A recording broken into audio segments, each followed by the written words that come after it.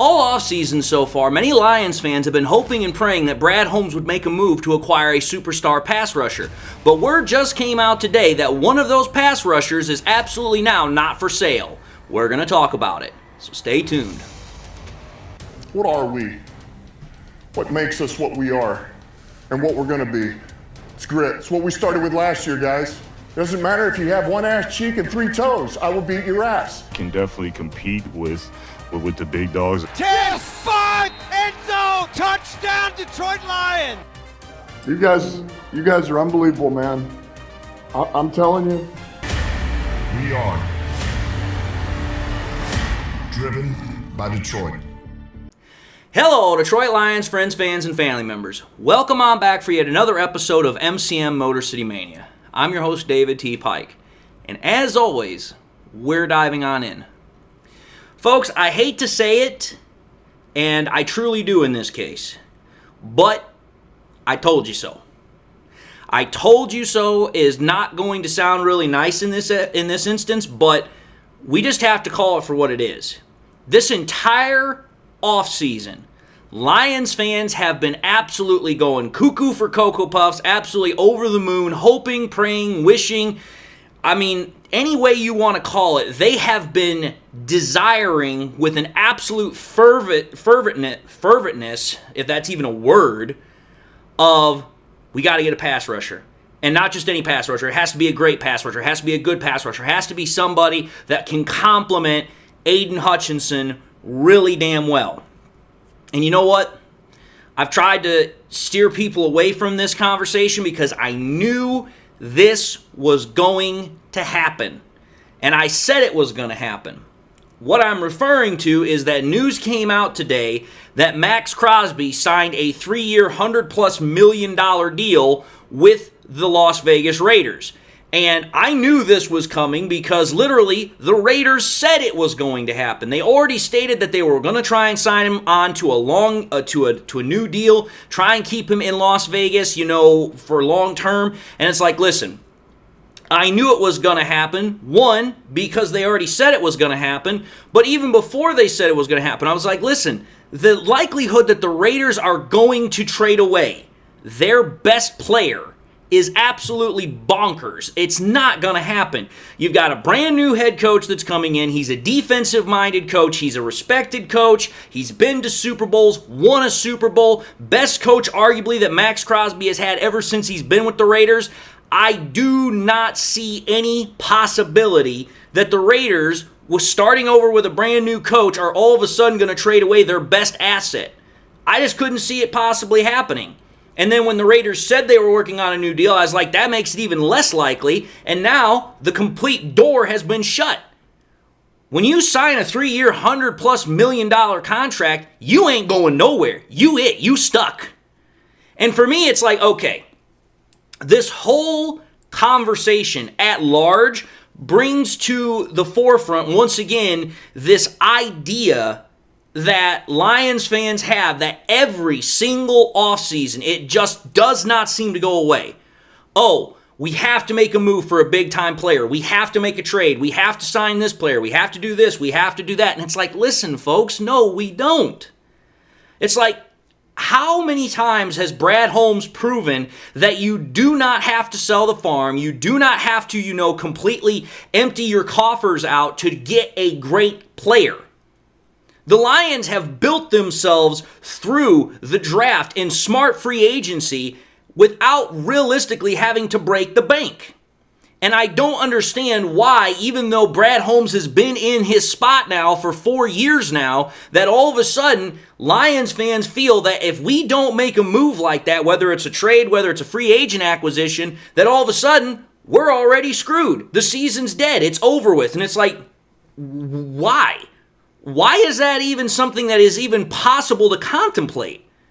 I mean, for crying out loud, you take a look at this team. This team went 15-2 last year with half the damn defense being on IR the majority of the year. So it's like, so long as the defense gets healthy, and on top of that, you maintain what you've already had, and you add a couple of more pieces here or there, I don't see why people are all of a sudden saying, oh, well, Brad Holmes has to make this move. Otherwise, it just is not going to work. It's like, have we forgotten we have Zadarius Smith? I know Zadarius Smith is not Maxx Crosby or freaking, Myles Garrett, but Zadarius Smith ain't chopped liver either. Zadarius Smith is still a very competent pass rusher. He will still cause opposing offenses headaches. And when you pair him opposite of Aiden Hutchinson, something that we did not see last year, who knows what the hell you're going to see, especially when you've already got McNeil, Reeder, and all these other guys that are up front as well. We didn't get to see that entire front four actually play last year. So this idea that trading for one of two guys, Maxx Crosby or Myles Garrett, that was the move that was going to completely set us up to go to a Super Bowl, I think is just absolutely nuts. Especially when, as I've said, the Lions have options in free agency, such as Josh Sweat, such as Chase Young, and, potentially Joey Bosa if he gets released and they're able to work a deal out or something like that. And even if that doesn't work, the Lions have also the draft to work with. There are plenty of edge rushers. This is a deep, deep-ass freaking edge rushing class. To think that Brad Holmes does not have a plan, does not have some sort of contingency to say, okay, I can't get this guy, but you know what? I've got these other options. Now, I understand what some Lions fans are going to say. Okay, but David, they're not going to be a Myles Garrett or a freaking Maxx Crosby as if we were to trade for them right now. No, they're not. But at the same time, they don't have to be. This idea that we have to have this superstar edge rusher this year to get to a Super Bowl, I mean, again, I just don't see it. I don't understand why people think that that is something that absolutely had to happen. Otherwise, the season was all for naught coming up. Now, I know some people are also going to say, well, David, it's also been reported that the Lions have been the most aggressive people to try and trade for Myles Garrett. Okay, I understand that too. But again, I've said it before, I'll say it again now, and I will say it again in the future until this whole conversation comes to an end. It takes two to tango. Even if Brad Holmes is interested in trying to get Myles Garrett, even if he's willing to trade those draft picks, which I have no problem doing if he feels that it's the best thing necessary. I never have. I've always stated if that's what Holmes thinks is best, I'm on board with it. But when I say it takes two to tango, it means that the Browns have also got to be willing to work with the freaking Lions and Holmes. And they're not willing to work. They don't want to work. They are adamant that the Browns are not going to trade him. Which means one of two things. Either sometime before we get to the draft, a potential deal might come in place, or even on draft night. Or if that doesn't happen, it would probably be sometime before the season starts. Because let's call it for what it is. The Browns hold all the leverage right now. They have the rights to his contract. They can decide what happens with him as far as who he can negotiate with, who he can meet with, who he can talk to. And if they say, sorry, buddy, you're not doing any of that, then that's the way it is. That's why it's called a contract. So as far as I'm concerned, this whole concept of, oh, well, we have to do this or else, I just have never understood it. The Lions are going to do what they've always done. They're not going to reinvent the wheel just for all of a sudden to make a one singular push to go to a Super Bowl. Again, I've said this before, I'll say it again now, and I will also again say it in the future. The Lions are interested in setting up a long-term program, organization, team that can compete and win multiple Super Bowls. So for me, it's like the concept of Les Snead of screw them draft picks for one shot at glory just doesn't make a whole hell of a lot of sense, because at that point, you are putting all of your eggs into that basket, and let's just call for what it is.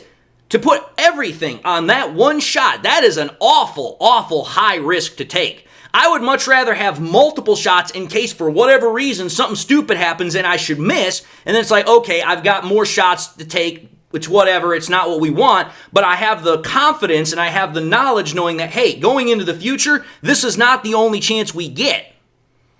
That's why, for me, the news about Maxx Crosby, it's not surprising. That's why I said, I told you so. I knew this was going to happen. And again, unless something drastic, and I mean absolutely magnificently drastic changes when it comes to Myles Garrett, that ain't going to happen either. That's why I keep saying, and it's why I said in a previous episode, I truly believe that what Brad Holmes is most likely going to do is he's going to probably sign a free agent edge rusher, like a Young, like a Sweat, somebody else, to a modest deal, and he's then probably going to double dip in the draft and draft somebody. That's what I honestly think is going to happen because it makes the most sense. Number one, you're getting 2 players instead of just 1, so you not only add depth, you add rotation, and you still get 2 very good quality players. Number 2, you have the ability to keep that roster built. You keep that, rotation, so that way potentially next year, if you don't bring Za'Darius back, you have options. And then on top of that, it's much more cost effective. Rather than giving up draft picks, having to renegotiate a new contract for Myles Garrett, it's like, listen, give up 2 moderate contracts to a rookie and to a solid veteran starter rather than giving up this monster behemoth, just albatross contract to Myles Garrett. Even though he's worth it, even though he is a stud, it's like, listen, we've got all these other guys that we've still got to pay. We've got Kirby Joseph, we've got Carlton Davis, we got Aiden Hutchinson, we got J-Mo, da-da-da-da-da-da-da. It just keeps going on and on. You have to have the money to pay for them as well. And you cannot potentially try and pay and keep all those guys if you literally give out and break the farm for one dude like Myles Garrett. And it's the same concept also with Maxx Crosby.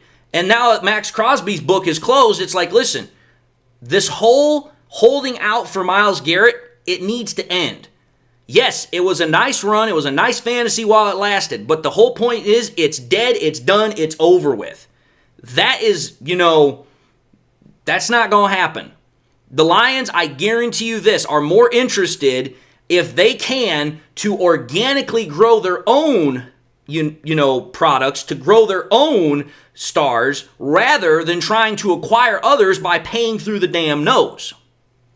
But anyway, folks, I just wanted to put this episode out really quickly because I saw the news. I knew I needed to talk about it. So having said that, I'm going to end this episode really quickly and say thank you all for watching in another episode of MCM Motor City Mania. If you like what you saw, by all means, I highly encourage y'all to watch the next episode. Also encourage y'all to do one of these 3 things: like, comment, and subscribe. If by chance you subscribed in the past and you forgot to do so at the time, I want to highly encourage y'all, please make sure you hit that bell notification icon. Also want to encourage y'all, please, to share this content with your Lions friends and family members. Share here on YouTube, Twitter, Facebook. Share anywhere and everywhere you possibly can. And with that, I hope you all enjoyed the content. Some of you probably didn't, but I hope everybody learned something. I hope everybody got something out of it, good, bad, indifferent. And I say that whether it's the first time you're watching me or you guys have been watching me for the upteenth time, also hope that you guys have something in your life that makes you happy, makes you smile. God bless, my friends. And until the next time we meet, I'll see you all in the next episode.